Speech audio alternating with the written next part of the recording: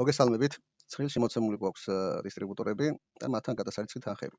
სტატუსის სვეტში მინდა გავაკეთო ამოსარჩევი უჯრები, სადაც ავირჩევ სტატუსებს გადარიცხულია, ნაწილი გადაირიცხა და ჯერ არ გადარიცხულა. და ასევე ამ სტატუსებს გავაფერადებ შესაბამისი ფერებით.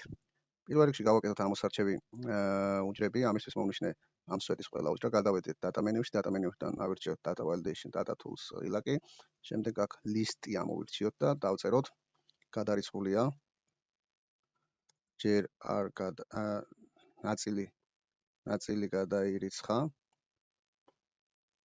და ჯერ არ გადარიცხულა.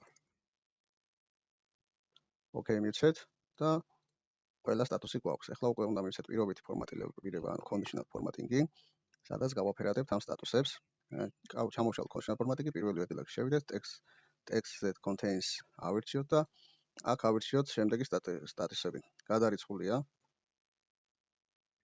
პირველი, რომელსაც გავაფერადებთ წვანეთ.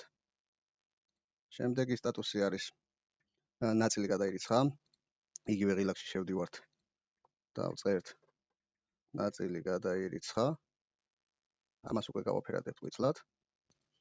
და ბოლო სტატუსი არის ჯერ არ გადარიცხულა. იგივე ღილაკში შევდივართ და დავწერთ ჯერ არ გადარიცხულა.